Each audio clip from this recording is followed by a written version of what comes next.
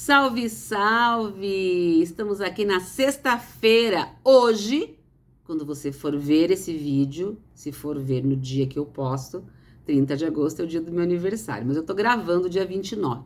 Hoje não deu tempo de fazer uma produçãozinha, um make, para chegar mais bela para vocês, mas como eu me comprometo, né, eu tenho um compromisso comigo e com vocês, na sexta-feira a gente tem um conteúdo. E quero conversar então sobre esse atravessamento que vem aqui conversando comigo hoje, né, véspera de meu aniversário, mas olhando para essa jornada aí desse último ano, o que me impactou, o que me atravessou, o que mudou, o que eu estou revisitando. Gosto desse tempo de olhar para dentro. E esse tempo de olhar para dentro fala muito sobre silêncio. Ele não fala muito sobre tumulto. É aquele momento de você silenciar e falar o que deu boa, o que não deu boa, o que eu ainda estou reproduzindo ou repetindo e que não me é mais agradável, o que eu comecei a fazer novo e que está sendo super bacana, o que eu quero fazer de novo. O momento de aniversário para mim é o ano novo da gente, né? Um ano novo particular, é um momento da gente refletir. E eu venho fazendo essa jornada desse último ano, não só agora, que é o meu dia do meu aniversário, mas eu venho construindo ela a partir, inclusive, de alguns golpes que a vida vem e nos dá, né? Porque a vida tem, às vezes, esse lugar aí de nos golpear. E aí eu me lembrei de algo sobre o silêncio, sobre esse silêncio que a gente precisa ter interno, do livro Que Ninguém Nos Ouça, da Leila Ferreira e da Cris Guerra, que é uma conversa entre duas amigas, e elas vão colocando essas trocas de e-mails ao longo do livro. E aí um dos textos, uma das cartas, né, um dos e-mails, a Cris escrevendo para a Leila, ela diz assim: descobri que ter um filho é escolher sentir uma dor constante, um amor que assusta e nos dá medo, e não saber mais viver sem essa dor. Sei que é temporário, mas o silêncio pode ser ensurdecedor. Ela começa a falar aqui desse momento de final de ano, onde ela gosta de ficar no silêncio, ela gosta de ficar só. Mas o filho foi viajar com os avós, a funcionária estava de férias, o parceiro dela também viajou, e ela começa a fazer essa analogia da maternidade, do filho que sai da casa. E eu, como compartilhei com vocês, fiquei um período aqui com a casa bem movimentada, então veio uma acomodação dos dias, e agora o Daniel, meu filho mais velho, que já saiu de casa há muito tempo, depois voltou, né, precisando aí do colo, do ninho da família. E eu sempre digo a eles que essa casa sempre será deles, ou a casa onde a mãe estiver sempre será deles, então eles podem voltar quando quiserem e quando precisarem, para buscar, né, a energia novamente. E agora ele tá saindo, estava no planejamento dele, a gente já estava sabendo, né?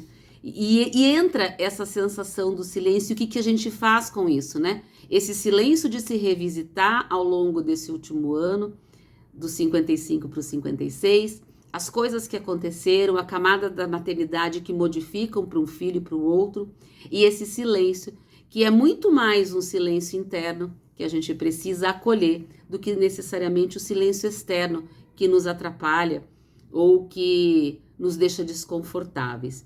E eu queria conversar com vocês sobre isso, né? Como é que a gente lida com esse lugar.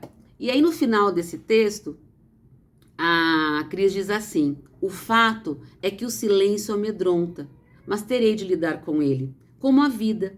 E o que será de nós se não dermos um jeito de lidar com nossos silêncios? E a partir dessa reflexão que eu trago aqui para vocês e que também me inquieta é o que a gente faz com esses silêncios quando ele vem, quando a gente não tem uma resposta clara, ou quando a gente já tem uma serenidade sobre aquela situação, a gente já sabe que é aquilo e, né, não vem mais aquele monte de zum, zum, zum no nosso ouvido. A gente já entendeu. Agora é a hora da tomada da decisão. Então, o que eu quero dizer para vocês é que acolher os nossos silêncios é extremamente importante. Às vezes, o nosso falar se atropela com coisas que a gente não tem clareza ainda. E quando a gente silencia, quando há um silêncio e que vem uma sensação de paz, e mesmo que venha às vezes uma sensação de incômodo, quão importante é a gente acolher esse silêncio e falar o que ele está querendo conversar comigo. E essa conversa ela é muito intimista, ela é muito pontual e ela é muito necessária para cada uma de nós, cada um de nós. Então, ao mesmo tempo que um filho sai de casa, há um silêncio pela falta da presença dele ali, daquela rotina diária, daquelas conversas, do cafezinho no meio da tarde, vem um outro silêncio agora para dizer assim: que legal que você conseguiu conduzir a educação do seu filho por esse lugar, onde ele toma decisões por ele, onde ele reconhece a caminhada dele, onde ele vê a importância de se fazer presente agora de uma outra forma na sua vida. E aqui eu estou trazendo um recorte do que eu estou vivendo agora, mas os filhos mais velhos já saíram de casa. Mas eu tenho um caçula ainda que certamente, no momento que ele se sentir desejoso na vida adulta, vai fazer também essa tomada de decisão. E a pergunta é: o que fazer com esse silêncio que fica na casa? Como que a gente preenche esses lugares? Eu gosto de pensar que os silêncios me trazem para um lugar de meditação, de reflexão, para alinhamento de rota. E não ficar com a sensação de que o silêncio é um lugar de tristeza, de penumbra. Porque quando eu estou nesse silêncio da reflexão, da inspiração, da meditação, é o momento que eu tomo decisões muito importantes para a minha caminhada, quando ela está repleta de sons. Então fica aí a minha provocação para que você também pense. Não fuja dos seus silêncios, não se amedrontem com ele.